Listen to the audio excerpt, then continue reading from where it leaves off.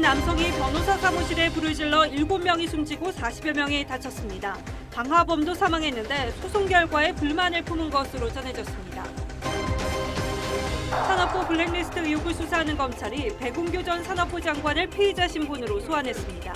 장하원 디스커버리 자산운용 대표가 구속돼 정재계 등 윗선 개입 여부 수사에 속도를 낼 것이라는 관측이 나옵니다. 윤석열 대통령이 집무실에서 천안함 폭침 생존 장벽, 연평해전 유가족과 오찬을 했습니다. 나라를 지킨 영웅을 제대로 예우하는 것은 국가의 책무라고 했습니다. 우크라이나에서 귀국한 이준석 대표가 당 지도부 요청에도 자신을 비판한 정진석 의원의 가시돋친 말을 내뱉었습니다. 민주당은 민영배 의원 복당을 놓고 난감해하는 분위기입니다. 7차 핵실험이 임박한 것으로 알려진 북한 풍계리 핵실험장에 핵물질이 아직 들어가지 않았다고 정보당국자가 전했습니다. 싱하이밍 주한 중국 대사가 스튜디오에 출연합니다. 서울 용산공원이 내일부터 열흘 동안 시민에 개방됩니다. 120년 만입니다. 주차된 승용차를 훔쳐 충남 천안에서 당진까지 25km 도주극을 벌인 10대들이 붙잡혔습니다.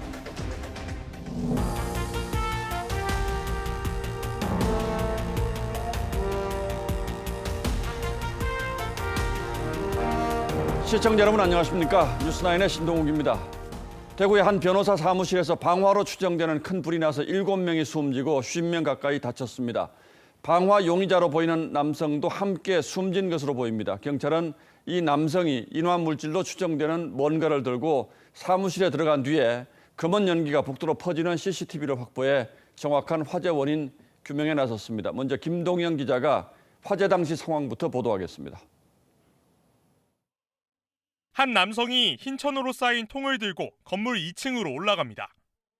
남성이 한 사무실로 들어가고 잠시 뒤 복도가 검은 연기에 휩싸이고 혼비백산한 직원들이 사무실을 뛰쳐나옵니다. 펑하는 폭발음과 함께 건물이 흔들렸습니다. 지진나는 것 같아요. 처음에 막 흔들리길래 막. 그래서 제가 너무 놀래가지고 상담실에 뛰쳐나가가지고 문 딱 열려고 하니까 문이 이미 뜨거웠어요. 대구지방법원 인근 7층짜리 빌딩에서 불이 난 건 오늘 오전 10시 55분쯤. 처음 불이 난 빌딩 2층 사무실 한 곳에서만 여성 2명과 남성 5명 등 모두 7명이 숨졌습니다. 삽시간에 검은 연기가 건물로 퍼지면서 대피하던 49명이 화상을 입거나 연기를 흡입해 병원으로 이송됐습니다. 불은 22분 만에 모두 진화됐습니다. 경찰은 CCTV 분석 등을 통해 방화 용의자를 특정했지만 현장에서 숨진 것으로 확인됐습니다. 용의자에 대한 주거지 CCTV 수사에서 어떤 물건을 들고 나오는 게 확인되었기 때문에 경찰은 수사 전담팀을 구성해 사건 발생 경위를 집중 조사할 예정입니다. TV조선 김동영입니다. 대낮에 도심 한복판 빌딩에서 일어난 화재로는 인명피해가 너무 컸습니다. 폭발과 함께 불꽃이 일면서 불은 순식간에 건물로 번졌고 연기도 뿜어져 나왔습니다. 불길은 20여 분 만에 잡혔지만 스프링클러 없는 빌딩 안은 순식간에 생지옥으로 변했습니다. 이어서 하동원 기자가 보도합니다. 휘뿌연 연기가 건물 곳곳에서 뿜어져 나옵니다. 옥상과 계단 난간 등에는 가까스로 대피한 시민들이 애타게 구조를 기다립니다. 불났어야 갈 데가 없으니까 밖으로 나온다고 그리 이제 나와서 대피해 있는 거죠. 피할 데가 없으니까. 창문을 깨고 대피하다 다치기도 했습니다. 창문을 뜯었어요, 망치로. 위에서 막 유리 깨고 막 이러니까 여기 섰다가 이것도 다 그래서 다쳤거든요. 불은 20여 분 만에 꺼졌지만 피해는 컸습니다. 불이 난 빌딩에는 주차장 외에 스프링클러가 설치되지 않은 것으로 확인됐습니다. 이 건물은 6층 이상 건물에 스프링클러 의무 설치를 규정한 관련법이 만들어지기 전에 지어졌기 때문입니다. 게다가 불길이 처음 시작된 2층 사무실은 비상계단과 가장 먼 곳이었고 복도 넓이도 성인 2명이 지나갈 수 있을 정도로 비좁아 피해를 키웠습니다. 복도는 좁습니다. 사람이 2명 정도 왔다 갔다 할 수 있는. 예. 일부 시민들은 빌딩 주변 불법 주차 때문에 소방차 진입이 늦어져 피해가 늘었다고도 주장했습니다. TV조선 하동훈입니다. 경찰은 이번 사무실 화재를 방화 사건으로 보고 있습니다. 현장 취재기자 연결해서 자세한 내용 확인해 보겠습니다. 자, 이심철 기자, 경찰이 방화로 보고 있다면 범행 동기는 조사를 하고 있습니까? 경찰은 용의자가 재판 결과에 불만을 품고 범행을 저지른 것으로 보고 있습니다. 방화 용의자는 대구 수성구의 한 재개발 사업과 관련해 시행사 측을 상대로 소송을 냈었는데 불이 난 곳은 시행사 측 변호인 사무실이었습니다. 용의자는 최근 시행사를 상대로 수억 대의 투자금 반환 청구 소송을 제기했다 패소한 것으로 알려졌습니다. 피해 변호사 측은 그동안 여러 차례 재판 결과와 관련해 항의 전화를 받은 것으로 알려졌습니다. 변호사는 포항 출장으로 자리를 비우면서 화를 면했습니다. 건물 내부에 스프링클러가 없었고 유독가스가 순식간에 건물 전체로 퍼졌는데 소방당국의 조사 상황은 어떻습니까? 경찰과 소방 등은 오늘 오후 합동 감식을 벌였습니다. 하지만 정확한 화재 확산 경위를 밝히기 위해서는 추가 조사가 필요해 보입니다.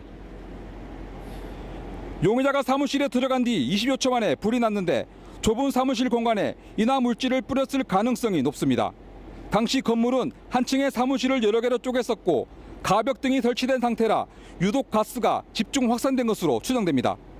폭발음을 들었다는 신고가 있었지만 화재 현장의 벽이나 천장, 유리창 등에서는 폭발의 충격 흔적이 발견되지는 않았습니다. 경찰과 소방당국은 2층 사무실 한 곳에서 용의자를 포함해 7명이 숨진 채 발견된 것으로 볼 때 용의자가 사무실 안에서 문을 걸어 잠그고 방화했을 가능성도 열어두고 있습니다. 경찰과 소방당국은 내일 오전 2차 합동 감식을 할 예정입니다. 대구 변호사 사무실 화재 현장에서 TV조선 이심철입니다. 검찰이 문재인 정부 산업부 블랙리스트 윗선으로 지목된 백운규 전 장관을 피의자 신분으로 불렀습니다. 2019년 고발장이 접수된 뒤 3년 만에 소환 조사입니다. 검수완박으로 사실상 수사가 어려워지기 전에 전 정권 관련 수사에 검찰이 속도를 내는 분위기가 감지되고 있습니다. 윤재민 기자가 취재했습니다. 지난달 20일 백운규 전 산업부 장관의 집과 대학연구실을 압수수색한 검찰. 오늘 압수색 어떤 거 위주로 하셨어요? 이후 21일 만에 백 전 장관을 피의자 신분으로 소환했습니다. 백 전 장관은 문재인 정부의 탈원전 정책을 추진하려고 박근혜 전 대통령 때 임명된 산하 기관장들의 블랙리스트를 만들고 사퇴를 종용한 의혹을 받습니다. 검찰은 백 전 장관이 자신의 직권을 남용해 기관장들을 사퇴하게 했는지 조사하고 있습니다. 백 전 장관은 불법이 없었다는 입장. 그렇게 지시받고 저렇게 움직이고 그러지 않고 항상 법과 규정을 저희들이 준수하면서. 하지만 검찰은 이인호 전 산업부 차관 등 산업부 관계자 조사와 압수수색으로 관련 자료를 확보한 것으로 알려졌습니다. 이번 소환 조사는 2019년 국민의힘 전신인 자유한국당 고발 이후 3년 만에 이뤄졌는데 법조계 안팎에선 검찰이 9월 검수완박 시행을 앞두고 가시적 성과를 내려고 본격 수사에 돌입한 게 아니냐는 분석이 나옵니다. 백 전 장관 조사 결과에 따라 산업부를 넘어 문정부 청와대 인사로 수사가 확대될 수 있다는 관측도 제기됩니다. TV조선 윤재민입니다. 지난 정부 때 논란이 됐었던 디스커버리 펀드 사태도 기억하실 겁니다. 환매 중단 사태로 2,500억 원대의 피해를 낸 디스커버리 자산운용의 장하원 대표가 구속됐습니다. 청와대 정책실장을 지내고 지금은 중국 대사로 가 있는 장하성 씨의 동생이죠. 역시 수사 확대 가능성이 있습니다. 전정원 기자의 보도 전해드리고 이어서 어떤 의문들이 있는지 자세히 따져봐드리겠습니다. 장하원 디스커버리 자산운용 대표가 구속영장 심사를 받기 위해 법원으로 들어섭니다. 부실펀드 판매율 인정하십니까? 투자금 돌려받기 인정하십니까?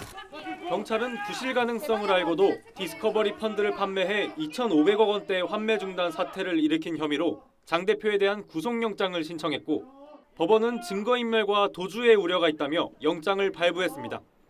디스커버리 펀드엔 장 대표의 친형인 장하성 주중대사가 60억 원을 투자한 것을 비롯해 김상조 전 청와대 정책실장과 최이배 전 의원 등도 투자한 것으로 알려졌습니다.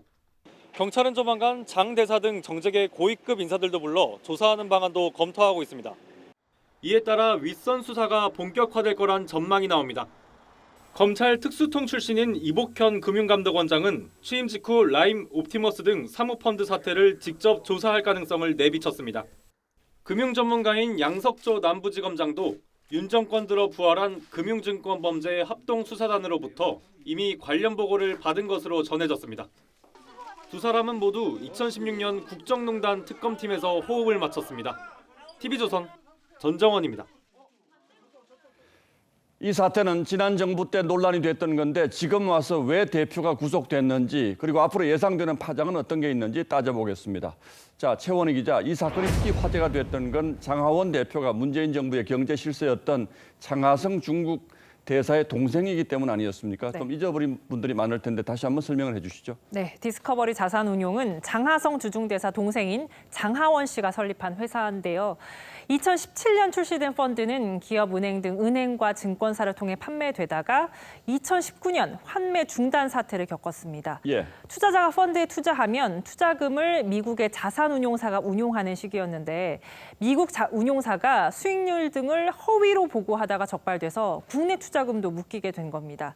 개인과 법인 투자자들은 지난해 4월 말 기준으로 총 2,562억 원의 막대한 피해를 봤습니다. 자, 그리고 이게 판매할 때도 특혜 논란이 있지 않았습니까? 네, 신생운용사가 처음 내놓은 펀드인데 국책은행인 기업은행이 판매사 12곳 중 가장 많이 팔았습니다. 그래서 화제와 동시에 특혜 논란도 불거졌는데요. 기업은행은 펀드 상품 자체의 특성을 고려했고 그 외의 것은 고려하지 않았다는 입장입니다. 디스커버리 펀드는 원금 보장이 안 되는데 피해자들은 은행 직원들이 가입을 권유하면서 미국이 망하지 않는 한 안전하다. 대표가 장하성 동생이다면서 계속 안전성을 강조했다고 주장했습니다. 예. 금감원도 기업은행이 고객의 투자 성향을 임의로 작성하는 등 불안전 판매 정황을 확인하고 최대 80% 배상 권고를 내리기도 했습니다.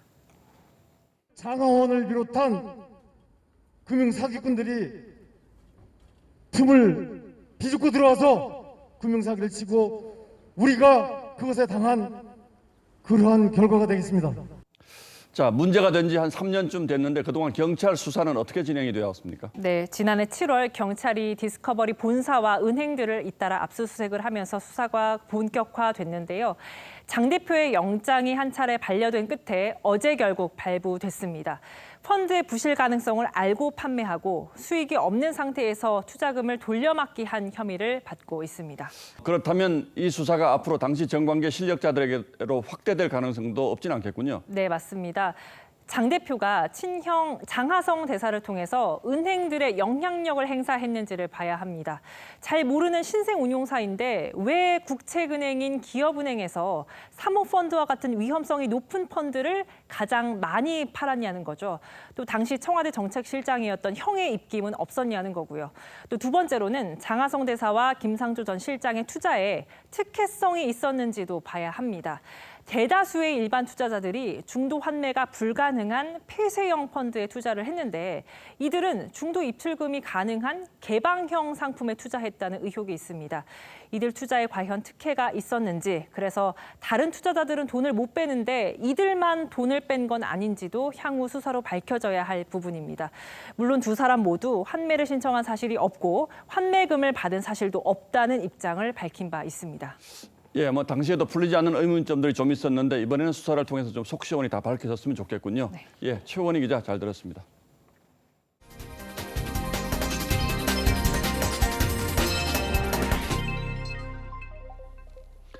6월은 호국 보훈의 달입니다. 윤석열 대통령이 호국 영웅들과 유족들을 대통령실로 초청해 식사를 대접했습니다. 천안함 폭침과 목함줄의 도발 그리고 제2연평 해전 전사자 유족, 생존자 등이 초청됐습니다. 윤 대통령은 앞으로 북한이 도발하면 먼저 원점 타격으로 대응하고 보고는 나중에 하도록 하겠다고 했습니다. 홍현주 기자가 취재했습니다. 군악대 환영 연주 속에서 호국 영웅 20명이 레드카펫을 밟고 용산 대통령실 청사에 입장합니다. 한 명 한 명 악수로 맞이한 윤 대통령은 순직장병과 유가족의 사진을 보며 설명을 들었습니다. 군에 입대한 지 좀 됐겠네. 하사니까. 말년부가 나오다가 윤 대통령은 호국 영웅들의 희생을 이제까지 국가가 제대로 예우하지 않아 안타깝다며 앞으로는 소홀함이 없도록 하겠다고 했습니다. 군 최고 통수권자인 제가 여러분들을 지켜드리겠습니다. 문재인 대통령에게 천안함이 누구 소행이냐고 물었던 고 민평기 상사의 어머니 윤청자 여사는 비공개 오찬 간담회에서 천안함 피폭 사건을 교과서에 실어달라고 요청했습니다. 고 서정우 하사의 모친 김호복 여사는 연평도 포격 도발에 대해 북한의 사과를 요구할 것을 호소했습니다. 연평도 공격 모식 때는 전혀 추모의 메시지나 그런 부분이 없었거든요. 윤 대통령은 앞으로 북한이 도발하면 군이 매뉴얼에 따라 선 대응 조치를 하고 이후 보고를 할 것이란 취지로 말했는데 원점 타격이란 표현도 직접 거론한 것으로 확인됐습니다. 그 원점을 공격하지 않으면 지속되는 공격을 막을 수 없다라고 판단이 될 때는 그건 뭐 그 권한까지도 줘야 되지 않겠나. 윤 대통령은 다음 주 국가유공자와 가족 등 120여 명을 초청하는 등 나라를 위한 희생은 반드시 기억한다는 원칙을 실행에 옮긴다는 방침입니다. TV조선 홍현주입니다.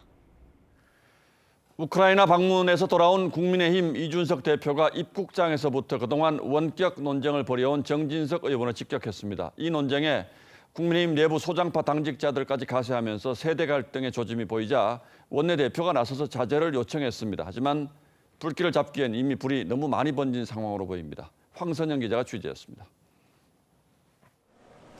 6박 7일간의 우크라이나 방문을 마치고 인천공항에 도착한 국민의힘 이준석 대표. 입국장에서 기자들과 만나 자신의 우크라이나 방문과 혁신위 구상을 비판한 정진석 의원을 향해 유튜브에서나 할 말을 한다며 거세게 비판했습니다. 국회 부의장이 해서는 안 될 추태에 가깝다.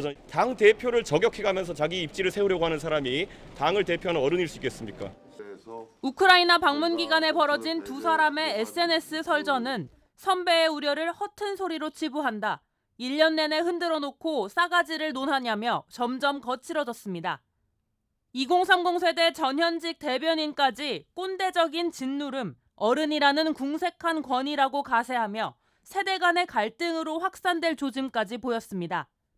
여당 내 갈등 양상이 윤석열 정부에까지 피해를 준다는 여론이 높아지자 권성동 원내대표가 공개적으로 자제를 촉구했고 더 이상의 그런 소모적인 논쟁을 하지 않는 것이 좋겠다. 뭐 양측 다 자제를 해야 된다. 정 의원도 무대응 방침을 밝혔습니다.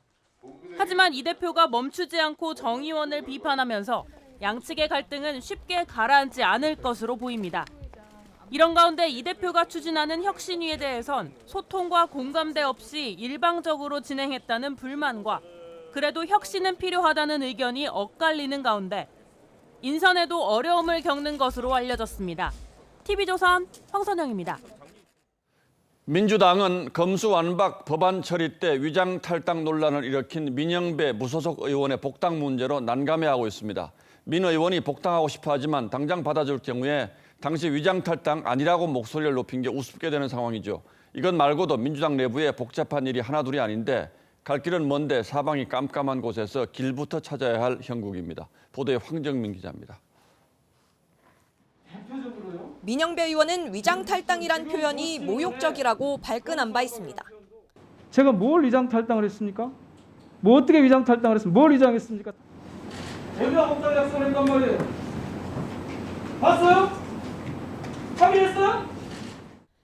하지만 탈당 2달도 안 돼 복당 의사를 밝히면서 위장 탈당을 시인한 꼴이 될 거란 우려가 당내에서도 나옵니다. 국민들께서는 마치 그렇게 볼 겁니다. 채권자가 소송 들어오려고 하니까 부부가 위장 이혼한 걸로. 민 의원을 야당목 안건 조정위에 넣어 법안 심의권과 표결권을 침해했다는 검수완박법 헌재 권한쟁의 심판에도 영향을 줄 수 있습니다. 박홍근 원내대표와 우상호 비대위원장도 결정을 못하고 난감해하는 분위기입니다. 차기 지도부 구성을 놓고도 친문 진영은 전당대회 2, 3, 4위 등이 최고위원을 맡는 집단 지도체제를 주장하지만 다양한 의견들이 지도부 내에서 나오고 민심을 반영하기 위한 지도체제로서 통합형 집단 지도체제가 적합하다. 친명계는 식물 대표로 전락할 수 있다고 반대합니다. 개딸로 불리는 이재명 의원 지지층의 대자보와 문자 폭탄에 대해 이 의원은 비호감 지지 활동은 도움이 되지 않는다고 자제를 촉구했지만 친명계인 안민석 의원은 무섭다면 정치를 그만두라며 다른 소리를 했습니다. TV조선 황정민입니다. 방송에서 한동훈 법무장관의 명예를 훼손한 혐의로 기소된 유시민 전 노무현 재단 이사장이 1심에서 유죄를 선고받았습니다. 500만 원 벌금형입니다. 유 전 이사장은 즉시 항소 의사를 밝혔는데 이 한 장관을 향해서는 부끄러워할 줄 알아야 한다는 말도 남겼습니다. 노도일 기자입니다. 방송 등을 통해 한동훈 법무부 장관의 명예를 훼손한 혐의로 재판에 넘겨진 유시민 전 노무현 재단 이사장. 노무현 재단 계좌도 뒤진 것 같고 그 당시 한동훈 검사가 있던 반부패 강력부 쪽에서 봤을 가능성이 높다고 판단했고요. 1심 법원은 유 전 이사장에 대해 유죄를 인정하고 500만 원 벌금형을 선고했습니다. 유 전 이사장 측은 검찰의 공무집행 전반을 비판한 것이지 한 장관을 특정한 게 아니라고 주장했습니다. 하지만 법원은 윤석열 사단, 반부패 강력부 등 발언을 통해 한 장관을 지칭한 것으로 보인다고 판단했습니다. 그러면서 당시 대검 반부패 강력부장이었던 한 장관이 수사권을 남용한 검사로 인식돼 상당한 정신적 고통을 받았을 것이라고 지적했습니다. 유 전 이사장은 오늘 1심 선고에 대해 판결 취지를 존중하겠다면서도 항소에 무죄를 다투겠다고 말했습니다. 누구나 살다 보면 공직자든 아니든 오류를 저지를 수 있는데 저도 그렇고 한동훈 씨도 그렇고요. 그럴 때는 좀 부끄러워하는 마음이 있어야죠. 한 장관은 재판 결과에 대해 별다른 입장을 내놓지 않았습니다. TV조선 노도일입니다. 사흘째를 맞은 화물연대 총파업이 피해를 키우고 있습니다. 자동차 업계 상황이 특히 우려스럽습니다. 탁송 차량 운행이 줄어들면서 수출용 완성차를 항구로 운송하지 못하고 있습니다. 궁여지책으로 완성차를 공장 인근 주차장에 임시 보관하고 있지만 보관 장소도 이미 포화 상태입니다. 김승동 기자의 보도입니다. 자동차 공장에서 번호판도 없는 신차가 줄지어 나옵니다. 항구로 보내지 못한 수출용 차량을 임시 보관 장소로 옮기는 겁니다.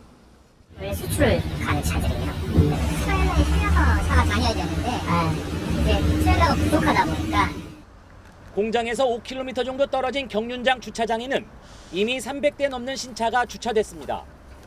공장 인근의 또 다른 주차장입니다. 이곳 역시 평택항으로 실어 날라 외국으로 수출해야 할 차들이 이처럼 멈춰서 있습니다. 경기 화성과 광주광역시의 기아 자동차 공장에서도 마찬가지입니다. 파업이 길어져 신차 보관 장소가 부족해지면 공장 가동에도 차질을 빚을 수 있습니다. 이 공간에 적치는 하고 있는데 길어지면은 뭐 어느 정도 이제 물량의 영향이 있을 수 있죠. 신차 출고 지연은 내수용도 예외일 수 없습니다. 반도체 수급난에 몇 달을 기다렸던 소비자는 파업으로 탁송이 늦어지자 직접 출고장으로 달려오기도 했습니다. 저희가 원래 자재 때문에도 늦게 받고 다음 주에 된다고 하길래 제가 오늘 받으러 왔어요. 지금 한 시간 정도 걸렸어요. 현대차 울산 공장도 총파업 여파로 부품 공급이 어려워져 이틀째 신차 생산에 일부 차질을 빚고 있습니다. 자동차 부품 생산 업체들은 오늘 화물 연대로 인해 생존권을 위협받고 있다며 총파업 중단을 요구했습니다. TV조선 김승돈입니다. 미군에게 반환받은 용산공원 일부가 내일 시민에 개방됩니다. 120년 만입니다. 내부는 1950년대 미국 건축 양식을 그대로 반영하고 있어서 미국 시골 마을을 옮겨다 놓은 듯한 모습이라는데요. 이번 주말 예약은 이미 매진될 정도로 관심입니다만 토양 오염 논란도 계속됐습니다. 이 환경단체는 일부 부지에서 발암 물질이 검출됐다고 주장했고 정부는 오염도가 높은 지역은 관람에서 제외했다고 반박했습니다. 임유진 기자가 용산공원을 둘러봤습니다. 고층 빌딩 숲속에 줄줄이 늘어선 1층짜리 붉은 지붕집. 1959년 미국 건축 양식으로 지은 미 장군 숙소입니다. 거리 곳곳엔 영어 표지판이 서 있습니다. 하얀 바람개비가 군무를 추는 바람공원. 그 뒤로는 대통령 집무실이 눈에 들어옵니다. 용산공원은 10일부터 열흘간 일반 국민들에게 개방됩니다. 이렇게 대통령 집무실 앞들까지 둘러볼 수 있습니다. 이번에 개방된 곳은 반환받은 용산기지 300만 제곱미터 가운데 20만 제곱미터로 장군 숙소와 국립중앙박물관 북쪽을 잇는 약 1.1km 구간입니다. 120여 년 동안 일본군과 미군의 주둔으로 우리에겐 이국의 땅이었던 용산공원 일부가 시민품으로 돌아오는 겁니다. 정부는 선착순 신청을 받아 하루 5차례로 나눠 500명씩 관람을 허용합니다. 하지만 토양에서 기준치 최대 34배가 넘는 발암물질이 검출되면서 안전성 논란은 여전합니다. 정부는 관람 시간을 최대 2시간으로 제한하고 안전 조치를 취했다고 설명했습니다. 토양이 직접적으로 인체에 닿는 부분을 가급적 최소화했습니다. 좀 고오염된 곳은 동선에서 제외를 했습니다. 정부가 용산공원 조성에 속도를 내면서 공원 전체 개방 시기도 2030년 초중반에서 앞당겨질 것으로 보입니다. TV조선 임유진입니다. 시속 150km로 난폭 운전을 하며 도주극을 벌인 차량 절도범들이 붙잡혔습니다. 위험천만한 추격전 끝에 3단봉으로 유리창까지 깨면서 도주하는 절도범을 제압했는데 잡고 보니까 모두 10대였습니다. 김다로 기자입니다. 도로가에 서 있던 차량이 경찰관을 피해 달아나기 시작합니다. 중앙선을 넘나들며 시속 150km 넘게 내달리고 휘청거리며 고개 운전을 하더니 보행자를 스치듯 지나치는 아찔한 상황도 벌어집니다. 광란의 질주를 벌인 차는 도난 신고된 차량입니다. 경찰차 뒤에 따라가고 있더라고요. 숨좀 칠 것 같이 그냥 사이로 쑥 지나가더라고요. 아찔했던 추격전은 이곳 농로에서 경찰차 2대가 앞뒤를 모두 가로막으면서 20분 만에 끝났습니다. 경찰은 3단봉으로 유리창을 깨고 운전자 등 3명을 제압했습니다. 그런데 잡고 보니 3명 모두 10대 청소년이었습니다. 15살 A군 등 3명은 지난달 27일 새벽 6시 40분쯤 천안의 한 아파트 주차장에서 차를 훔쳐 달아났습니다. 차 안에 있던 신용카드를 쓰다 자신들의 위치를 들켰고 경찰이 들이닥치자 25km 구간에서 도주극을 벌였습니다. 제한속도 70km의 도로입니다. 그런데 용의자들은 150km가 넘는 속도로다가 과격한 질주를 하면서 경찰 조사 결과 A군 등 2명은 범행 2시간 전에도 또 다른 승용차를 훔친 것으로 드러났습니다. 경찰은 A군 등 2명을 특수절도 혐의로 구속하고 나머지 1명은 불구속 입건했습니다. TV조선 김다로입니다. 요즘 일반 시민들의 눈썰미가 경찰 못지 않습니다. 이 택시기사가 기지를 발휘해서 보이스피싱 수거책을 또 검거했습니다. 외진 동네에 잠시 내려서 돈 봉투를 받아오는 모습을 수상히 여긴 택시기사가 경찰에 신고한 건데요. 구자영 기자가 전하겠습니다. 경기 시흥시에서 광주시로 택시를 타고 가던 남성 승객이 중간에 내려 돈 봉투를 가방에 담은 뒤 다시 택시에 탑니다. 승객은 목적지인 경기 광주시의 한 현금 인출기 앞에서 내렸고 잠시 후 경찰에 붙잡혔습니다. 경찰에 붙잡힌 승객 A씨는 보이스피싱 수거책이었습니다. 붙잡힌 보이스피싱 수거책은 이곳 현금 인출기로 조직에 100만 원을 송금한 상태였습니다. 택시기사는 A씨를 현금 인출기 앞에 내려주자마자 경찰에 신고했습니다. 승객이 중간에 내렸다가 돈 봉투만 받고 1분도 안 돼 다시 타는 모습을 수상히 여긴 겁니다. 양복 차림의 A씨가 논밭만 있는 외진 농촌에 잠시 내린 것도 의심스러웠습니다. 양복 입고 넥타이 매고 정장 차림에 그 시골 동네를 갈 일이 공장이라고 근처에는 없었고요. 경찰 조사 결과 A씨는 피해자에게 저금리 대출을 해주겠다며 현금 1,790만 원을 챙겨오던 중이었습니다. 경찰은 현장에서 송금하고 남은 1,690만 원을 압수해 피해자에게 돌려주고 A씨를 사기 혐의로 검찰에 넘겼습니다. TV조선 구자영입니다.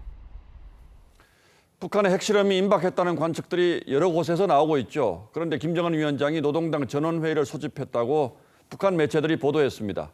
여기에서 7차 핵실험이 논의될 가능성도 있겠는데 미국은 조건 없이 대화하자는 친서를 보냈다는 사실을 공개했습니다. 권은영 기자가 취재했습니다. 북한 김정은 위원장이 노동당 8기 5차 전원회의를 소집했습니다. 조선노동당 총비서이신 경애하는 김정은 동지께서 참석하셨습니다. 북한은 상정된 의제들이 승인되는 중이라고 했는데 추가 핵실험에 대한 메시지가 포함될 가능성이 있습니다. 북한은 2017년 9월 6차 핵실험을 앞두고 정치국 상무위원회를 열어 핵실험 진행 결정서를 채택한 바 있습니다. 우리 핵무력의 기본 사명은 전쟁을 억제함에 있지만 우리의 핵이 전쟁 방지라는 하나의 사명에만 속박되어 있을 수는 없습니다. 북한 핵실험이 임박한 것으로 알려진 가운데 미국은 강온 양면 대응을 이어갔습니다. 설리번 미 백악관 안보보좌관은 강력한 대응을 할 것이라고 경고하면서 북한의 도발로 한일과 동맹이 더욱 강화되기만 했다고 강조했습니다. 다만 막판 설득도 이루어지고 있습니다. We have passed this message on through private channels as well, including high-level personal messages from senior U.S. officials to senior DPRK officials. 이종석 국방부 장관은 내일부터 아시아 안보회의에 참석해 한미일 3자 회담을 하고 박진 외교부 장관도 다음 주 워싱턴에서 블링컨 미 국무장관과 첫 대면 회의를 열어 북핵 대응에 나설 계획입니다. TV조선 권은영입니다. 그런데 북한이 아직은 핵물질을 풍계리 실험장 안으로 반입하지는 않은 것으로 보인다고 복수의 정보당국 관계자가 확인했습니다. 시진핑 주석 3연임을 앞둔 중국이 북한이 말썽 일으키는 걸 불편해하고 있다는 분석도 있습니다. 잠시 뒤 이 보도 뒤에는 싱하이밍 중국 대사에게도 직접 물어보겠습니다. 구민성 기자의 단독 보도입니다. 핵실험의 연료인 플루토늄 혹은 농축 우라늄은 아직 풍계리 갱도 밖에 있습니다. 정보당국 관계자는 오늘 TV조선에 핵실험을 위한 다른 준비는 다 끝났는데 아직 핵물질이 안 들어간 걸로 파악하고 있다고 말했습니다. 이에 대해 전문가들은 북한이 핵실험 성공을 위해 최종 점검 중일 거라고 분석합니다. 기술적으로. 왜냐면 이번에 이렇게 소문이 잔뜩 났기 때문에 불발탄으로 끝나면 이제 완전히 망신이죠. 북한이 아직 핵실험을 하지 않은 이유로는 중국 요인이 거론됩니다. 정부 고위 관계자는 중국 정부가 북한의 핵실험에 대해 불편한 기색을 보이는 게 아직 핵실험을 하지 않은 이유로 보인다고 말했습니다. 지난 2013년 시진핑 국가주석 취임 한 달 전 3차 핵실험을 감행해 중국의 분노를 샀던 북한이 올가을 시 주석 3연임을 앞두고 또다시 잔치집 분위기를 망치는 걸 꺼릴 수 있다는 겁니다. 다만 갱도 정비 등 다른 준비는 다 마쳤기 때문에 핵물질만 반입하면 내일이라도 핵실험은 가능합니다. We remain concerned that the DPRK could seek a seventh nuclear test in the coming days. TV조선 구민성입니다. 예, 국제 질서의 신냉전의 기류가 짙어지고 있습니다. 새로 출범한 윤석열 정부는 한미동맹 복원을 첫 번째 외교적 과제로 생각하고 있고 그러면서 중국과의 관계가 좀 불편해지지 않을까 궁금해하시는 분들이 많습니다. 북한 문제도 심상치가 않죠. 그래서 오늘은 싱하이밍 중국 대사를 이 스튜디오로 직접 초대해서 한중 관계 그리고 북한 문제 해법까지 토론해 보도록 하겠습니다. 자, 어서 오십시오. 와주셔서 고맙습니다. 예, 안녕하십니까? 한국 말을 아주 능통하게 하셔서 한국의 지인들도 많이 이제 있는 걸로 알고 있는데 한국말은 언제 배우신 겁니까? 한국하고 인연 맺은 거 벌써 한 40년 됐습니다. 그렇습니까? 그래서 그 남북 다 공부하고 상부하고 해서 이미 한 20년 됐습니다. 그래서 이렇게 제2고향으로 지금 보고 있습니다. 예, 그러시군요. 자, 그럼 본격적인 질문에 들어가겠습니다.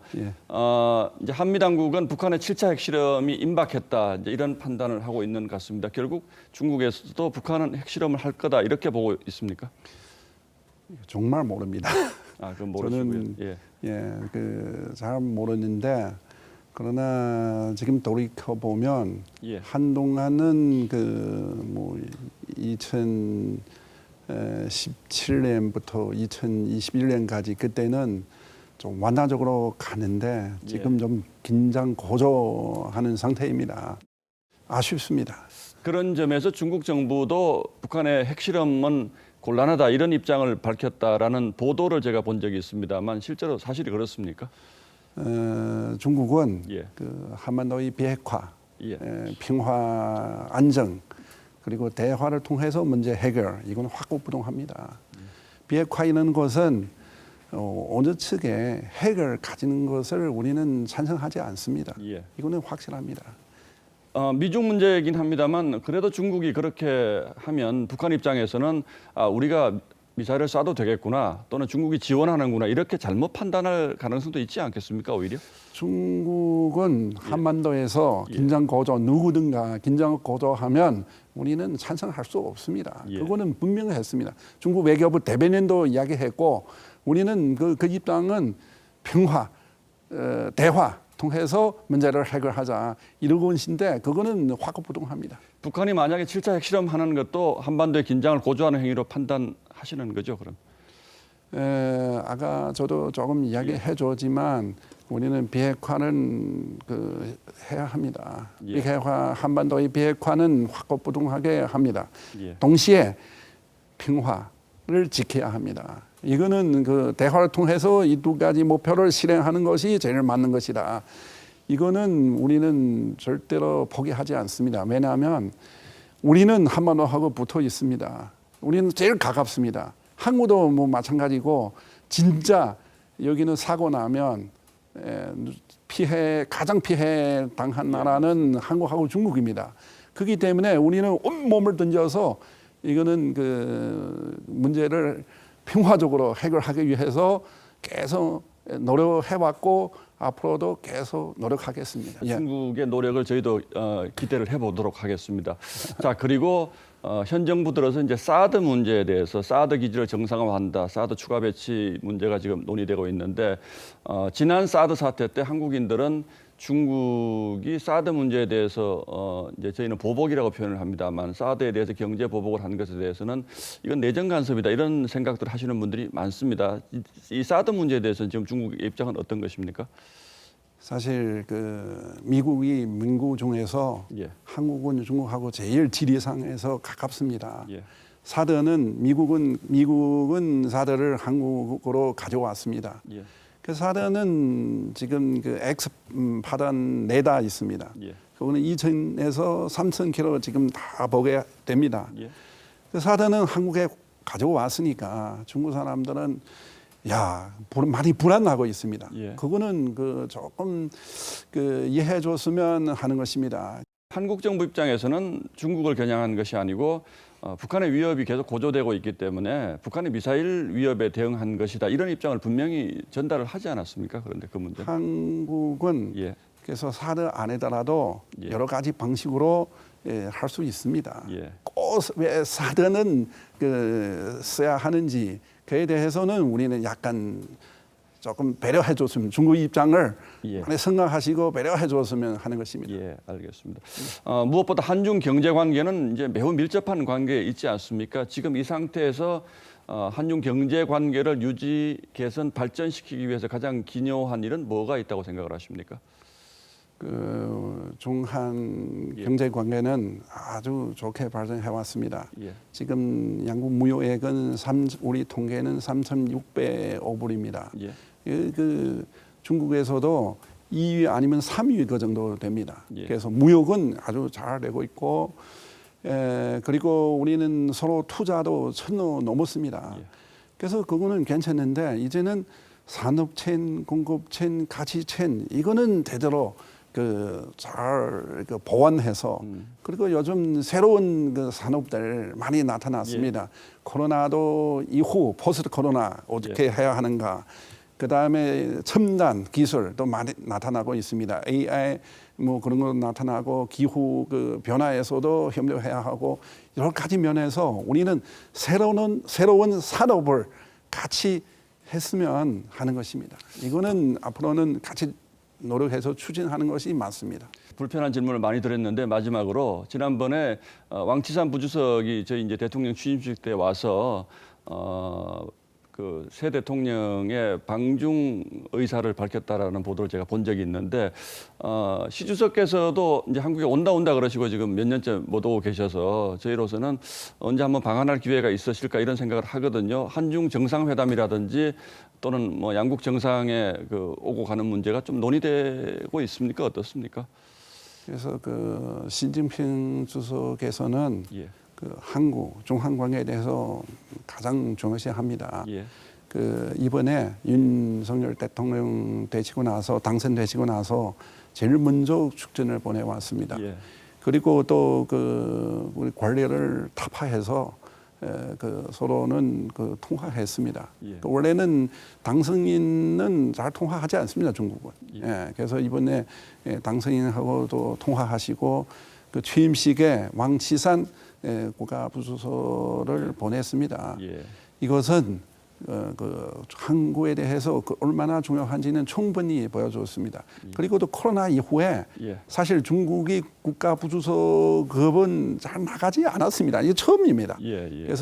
그래서 물론 한국 분들은 시진핑 주석께서 한국을 한번 방문해 합시다. 지금 계속 이야기하고 있고 우리는 잘 알고 있으면 아주 고맙게 생각하고 있습니다.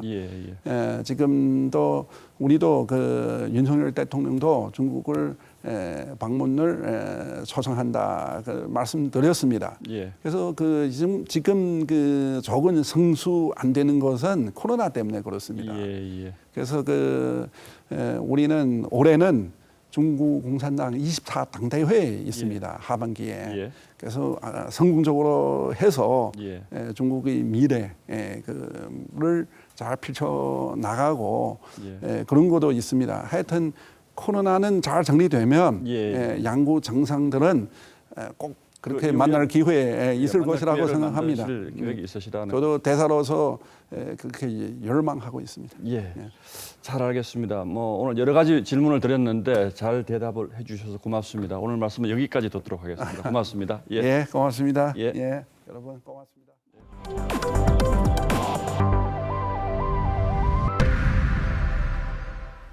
밥상 물가가 폭등하는 와중에도 쌀값만큼은 하락세입니다. 소비는 주는데 생산은 과잉이다 보니까 천덕꾸러기 취급도 받습니다. 밀가루 대신에 쌀가루를 이용하는 방안이 대안으로 떠올랐는데 잼도 쌀로 만들 수 있다면 쉽사리 상상이 안 되시죠? 김충영 기자입니다. 영락 없는 크로와상과 베이글입니다. 그런데 밀이 아닌 쌀로 만든 빵입니다. 쌀가루의 점성을 끌어올려 반죽을 가능하게 한 겁니다. 달콤한 잼인데 역시 쌀이 원료입니다. 쌀로 조청을 제조하고 그 조청으로 잼을 만든 겁니다. 쌀 누룩을 이용해 요구르트나 장류 같은 발효식품도 생산할 수 있습니다. 쌀 누룩의 발효 과정 중에 만들어내는 여러 가지 유익한 균들과 100가지가 넘는 효소들을 사용해서 식량 주권을 지키는 데 기여하고 싶었고 쌀의 변신 배경엔 쌀값 하락이 있습니다. 이달 쌀 소매가는 20kg에 52,000원으로 전년보다 16.6%나 떨어졌습니다. 재작년 기록적인 장마로 작황이 나빠 가격이 오르자 작년엔 농민들이 쌀 재배를 늘렸습니다. 가뜩이나 쌀 소비는 주는데 생산이 넘치자 쌀값이 폭락했습니다. 정부도 나섰습니다. 쌀가루로 밀가루를 대체한다는 계획입니다. 쌀가루로 쓰기 적합한 분질미 품종 재배를 유도하겠다는 것입니다. 수입에 의존하는 밀가루 수요 일부를 쌀로 대체하기 위해서 가공 전용 품종인 분질미를 활용한 쌀 가공산업 활성화 대책을 식량 안보도 지키며 쌀 수급 불균형 문제도 해결할 수 있을지 주목됩니다. TV조선 김충영입니다. 개봉 전부터 기대를 모았던 마동석표 액션 영화 범죄도시2가 코로나 이후 처음으로 1,000만 관객을 목전에 두고 있습니다. 주말 사이 1,000만을 가뿐히 넘지 싶은데 이 범죄도시2가 할리우드 대작도 밀어내고 부동의 1위를 점하고 있는 이유는 이루라 기자가 전합니다. 관장님, 진실의 방으로. 전편에 이어 악당을 응징하는 마동석의 팔뚝이 이번에도 통했습니다. 잘 봐줘. 개봉 한 달도 안 돼 1,000만 관객을 앞둔 범죄도시2. 2019년 봉준호 감독의 영화 기생충 이후 3년 만입니다. 사회적 거리두기 해제와 극장 내 시식이 허용되면서 관객 수가 자연스레 늘어난 점도 있지만 무엇보다 마동석 장르가 통했습니다. 배우 특유의 자잘한 유머와 넌 뭐야? 까불인데요? 까불고 있어. 100kg 거구가 휘두르는 시원한 액션이 관객을 끌어모았습니다. 제가 반평생은 영화를 했고 반평생은 복싱을 했는데요. 저한테는 제 본인 자체와 거의 제일 일치하는 캐릭터라고 생각을 하고 최근 드라마를 통해 인기 절정이 오른 배우 손석구의 캐스팅도 한몫했습니다. 전형적인 범죄 액션물임에도 여성 관객이 많이 몰린 이유입니다. 드라마계에서 완전히 이제 절정에 있는 그런 배우가 사실은 이제 영화 촬영한 것은 2년 전이지만 굉장히 적절한 시기에 이제 개봉을 하면서 무엇보다 우직하게 권선징악을 향해 달리는 모습이 일상에 지친 관객들에게 통쾌함을 안겨줬습니다. TV조선 이루라입니다. 우리 축구대표팀의 세 번째 평가전 상대는 남미의 파라과이입니다. 앞선 두 번의 평가전에서 나온 수비 실수 반복하지 않겠다는 게 대표팀 각오입니다. 사실 몇 골을 넣고 이기느냐가 관심이지만 방심은 금물입니다. 이다솜 기자입니다. 가장 먼저 훈련장에 나온 주장 손흥민. 빡빡한 일정에도 표정은 아주 밝습니다. 황희찬이 기초 군사훈련을 위해 자리를 비웠지만 손흥민과 황의조 두 동갑내기 공격수가 나란히 골맛을 보며 분위기는 최상입니다. 파라과이는 피파 랭킹 51호, 객관적인 전력에선 우리가 앞섭니다. 마지막 맞대결이었던 2014년에도 2대0으로 승리했고 지난 2일 일본과의 평가전에서 1대4로 패했던 만큼 다득점 경기도 기대되는 상황. 공격 조합에 대한 벤투 감독의 고심과 함께 수비 라인의 안정화가 완벽한 승리의 관건으로 떠올랐습니다. 특히 전방 압박에 무너지며 위기를 자초했던 모습들에 대해서는 선수들 스스로도 반성했습니다. 그 실수는 국가대표 선수로서는 나와서는 안 될 부분이라고 저는 스스로 냉정하게 생각을 해서 부상으로 빠진 김민재에 이어 수비형 미드필더 정우영이 정강이 부상으로 소집 해제되며 백승호와 김진규 등의 중원 경쟁도 예상됩니다. 파라과이전이 열리는 이곳 수원 월드컵 경기장 역시 일찌감치 전석 매진으로 이 뜨거운 축구 열기를 이어갈 것으로 보입니다. TV조선은 내일 저녁 8시 한국과 파라과이의 평가전을 생중계합니다. TV조선 이다솜입니다. 2022 서울 푸드 페스티벌에 참가한 세계적인 스타 셰프가 요리사를 꿈꾸는 청소년들을 만나서 비법을 전수했습니다. 요리 꿈나무들이 만든 도시락은 산불 진화에 여념이 없는 소방관들에게 전달됐습니다. 이상배 기자가 전합니다. 낯선 재료 앞에서 두 눈을 반짝이는 학생들. 저온 숙성한 생선과 오리로 만드는 육수와 찜 요리법에 탄성이 절로 나옵니다. 미슐랭이 인정한 유명 셰프의 특급 비법.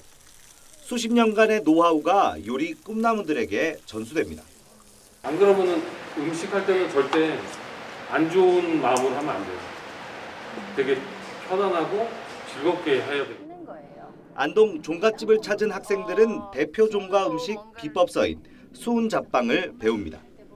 종갓집 비법을 전수받은 학생들이 직접 만든 도시락은 대형 산불 진화에 힘쓴 경북 지역 소방관들에게 전달됐습니다. 산불로 고생한 우리 소방관들에게 도시락을 잘 만들어서 전달했습니다. 미슐랭 3스타 셰프인 프랑스의 파스칼 바우보도 경북 안동을 찾아 한국 전통 문화와 음식을 직접 맛봤습니다.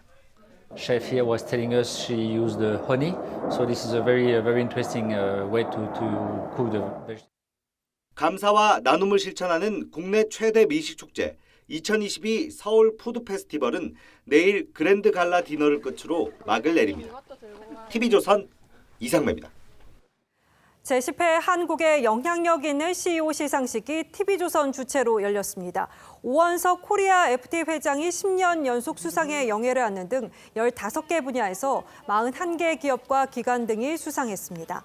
이번 시상식은 고객 만족과 혁신, 4차 산업과 ESG 등에서 선진화를 이뤄낸 경영인들의 리더십 사례를 알리기 위해 만들어졌습니다.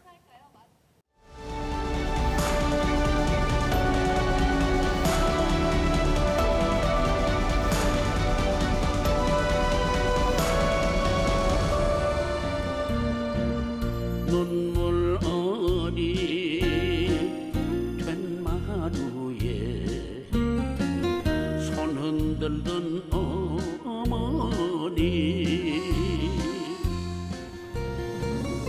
그는 울보였습니다. 90살이 넘도록 70년 전 생이별 한 어머니 얘기만 나오면 펑펑 울었습니다. 그 소리 아득하니 벌써 70년. 가슴에 묻은 자식도 마르지 않는 눈물샘이었습니다. 대학생이던 아들은 한남대교를 건너다 교통사고로 숨졌습니다. 그 뒤로 그는 한남대교로 다니지 못했습니다. 뺑소니 트럭도 잠깐 찾아다니다 말았습니다. 형편이 넉넉지 않을 텐데 내가 그 사람을 찾으면 가족은 무슨 수로 사느냐고 했죠. 그는 17년 동안 진행하던 교통 프로그램도 그만뒀습니다. 오늘도 안전운전하자는 오프닝 멘트가 차마 나오지 않았던 거죠. 모진 슬픔에서 그를 건져낸 게 전국 노래자랑이었습니다. 담당 PD가 전국을 떠돌며 바람이나 쏘이자고 해서 따라 나선 길을 34년 한결같이 달려왔습니다. 그는 나팔꽃이었습니다. 오후에 지는가 싶더니 다음 날 다시 밝게 피는 내 인생과 닮았다고 했죠.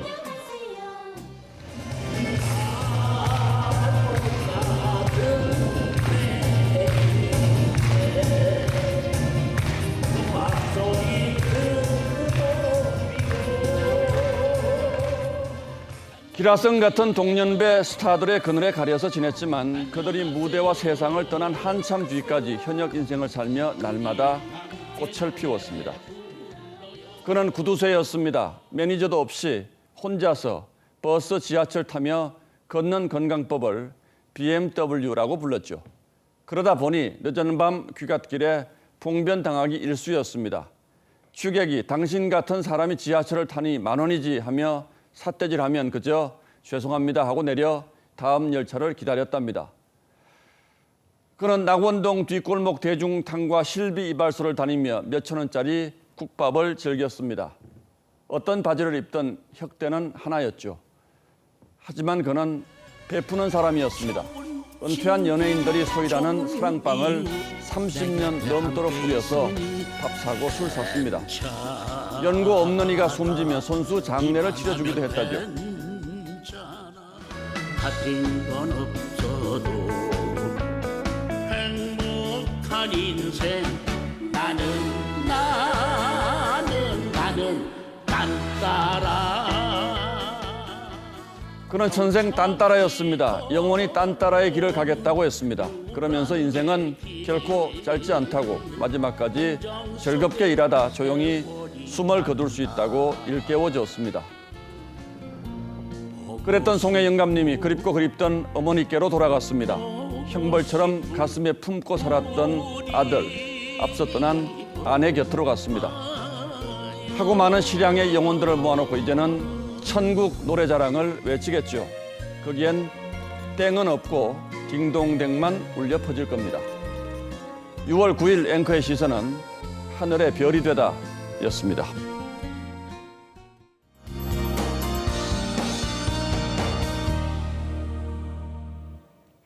내일은 모처럼 해가 드러나면서 오늘보다 맑겠습니다. 대신 기온이 올라 좀 덥겠는데요. 내일 서울은 낮 동안 29도까지 오르겠습니다. 오늘보다는 4, 5도가량 높은 거고요. 내일 그 밖의 지역은 청주와 대전이 30도, 대구는 29도까지 오르겠습니다. 이렇게 대부분 지역이 여름 날씨를 보이는 동안 동해안 지역은 상대적으로 낮은 기온을 유지하겠습니다. 동풍이 불기 때문인데요. 대체로 25도 안팎을 보이겠습니다. 또 내일 저녁에는 파라과이와의 축구 경기가 예정돼 있죠. 경기장 날씨 대체로 무난하겠는데요. 내일 수원에도 비 소식은 없고요. 기온은 22도 안팎을 보이겠습니다. 주말에도 30도까지 올라 덥겠고요. 곳곳으로 소나기도 지나겠습니다. 날씨였습니다. 예, 6월 9일 목요일 뉴스9은 여기서 모두 마치겠습니다. 시청해주신 여러분 고맙습니다.